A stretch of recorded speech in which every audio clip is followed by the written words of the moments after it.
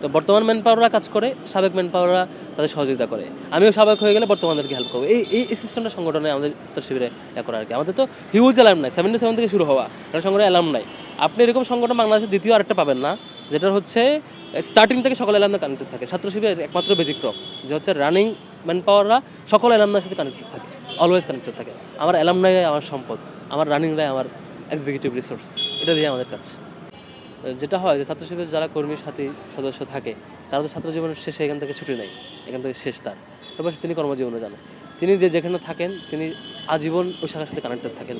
Suppose আমি এখান থেকে সাবেক হয়ে যাওয়ার পর 30-40 বছর পরেও আমার ঢাকা ইউনিভার্সিটিতে একটা কানেক্ট থাকবে, ফলে আমার যেখান থেকে ইনকাম থাকবে আমি চাইবো যে আমার সংগঠনকে আমি একটু কোঅপারেট করি। এভাবে করে সাবেক সকল অ্যালামনাই এটার সাথে কানেক্টেড থাকে এবং এটার একটা কানেক্টেড থাকার এটা বড় একটা ফিচার হইলো, মানে বড় একটা কারণ হইলো একটা ট্রান্সপারেন্সি থাকে এবং প্রত্যেকেই কেউ কারোর জন্য নিজের জন্য কাজ করে না, সবাই একটা কমিউনিটির জন্য কাজ করে, কমিউনিটির কল্যাণে কাজ করে। এই জন্য সাবেকদের সাথে বর্তমানের মেলবন্ধন এবং বর্তমানের যে টিম ওয়ার্ক, কাজের কম্পিটিশন, সবাই মিলে একসাথে কাজ করা, একটা উই ফিলিংসটা থাকে। এই উই ফিলিংসটার কারণে এটা আমরা কন্টিনিউ করতে পারছি।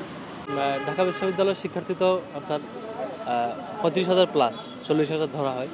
তো এই সকল স্টুডেন্ট নিয়ে আয়োজন করা ছাত্র শিবিরের পক্ষে একসাথে করা তো এটা বেশ বড় চ্যালেঞ্জিং ব্যাপার হবে। আমরা যেটা চিন্তা করেছি প্রতিদিন আমরা ইফতার আনন্দটা এক স্পটে ভাগাভাগি করার চেষ্টা করব।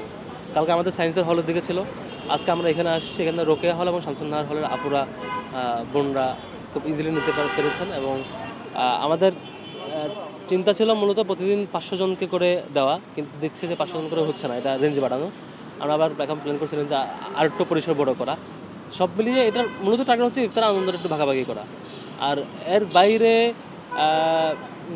ইতিপূর্বে তো আমরা এভাবে করে পাবলিকলি অ্যারেঞ্জ করার সুযোগ হয় না। এখন যেটা অন্তত এটুকু খুশির খবর যে আমাদের আপুরা বা আমাদের ভাইয়েরা শিক্ষার্থীরা এসে আমাদের ইফতারটা গ্রহণ করছেন বা একসাথে আমরা ইফতার দিচ্ছি, এটাই মূলত। আজকেও দেখছেন আজকে আমাদের আপুরা আসতে পারছে, কালকে আবার ছেলেদের হলে, এরপর দিন আবার একটা মেয়েদের হলে থাকবে। এভাবে করে আমরা ক্যাম্পাস যতদিন চালু থাকবে এটা আমাদের প্ল্যান আর কি। সাড়া পাচ্ছেন কেমন আসলে? সাড়া অনেক বেশি, আমাদের মানে প্রত্যাশার চাইতে সাড়া অনেক বেশি। তো আমরা চেষ্টা করছি আমাদের ক্যাপাসিটি আরও বাড়ানো যায় কিনা। তবে ভালো হতো যে বাকি সংগঠনগুলো যদি এরকম একটা ভালো কম্পিটিশন দাঁড়িয়ে রাখতো। সাপোজ ধরেন যে সবগুলো সংগঠন এরকম যদি চেষ্টা করতে থাকে, সবগুলো সংগঠন সেমভাবে ইফতার বিতরণ করে বিভিন্ন স্পটে, তখন দেখা যাবে যে একটা মানে সুন্দর একটা পরিবেশ তৈরি হবে আর কি। এটা হলে ভালো হতো। তবে আলহামদুলিল্লাহ আমরা মোটামুটি ভালো রেসপন্স পাচ্ছি। আরও অনেকে অ্যারেঞ্জ করছে, সেখানেও সমানভাবে রেসপন্স পাচ্ছি। তবে আমরা চেষ্টা করছি যেটুকু সহযোগিতা করতে চাইবো সেটুকু যাতে কোয়ালিটিফুল হয়। এজন্য আমরা পরিমাণের যেটুকুই হোক না কেন, মানে সংখ্যার দিক থেকে যেটুকুই হোক না কেন, আমরা ভালো কোয়ালিটির খাবার দেওয়ার চেষ্টা করছি। আচ্ছা, কতজনকে দিচ্ছেন? আমরা 500 জন থেকে শুরু করে 1000 এর মধ্যে রেঞ্জ রাখবো আর কি, এর বেশি বাড়াবো না। কারণ এর বেশি বাড়াতে গেলে অ্যারেঞ্জমেন্ট একটা আমাদের অন্যান্য সবগুলো অ্যারেঞ্জমেন্টের একটা স্বাভাবিক একটা মেনটেন করতে হবে। সেদিক থেকে আমরা ম্যাক্সিমাম 1000 জন পর্যন্ত আমরা কভার করবো প্রতিদিন। এখন ইফতার দেবো, যেটুকু দেবো সেটুকু ভালো কোয়ালিটির দেবো, এরকম আমাদের চিন্তা আর কি ইনশাআল্লাহ। গণ ইফতার টাইপের প্রোগ্রামগুলো তো এর আগে হয়েছে। গণ ইফতার টাইপের প্রোগ্রামগুলো যেটা হয় যে আমাদের কাছে মনে হয়েছে সবাইকে নিয়ে অ্যারেঞ্জ করা একটা আনন্দের জায়গা, বাট সবগুলো মিলে ইফতারের টাইমে এসে পুরো ম্যানেজ করা টাফ হয়ে যায়।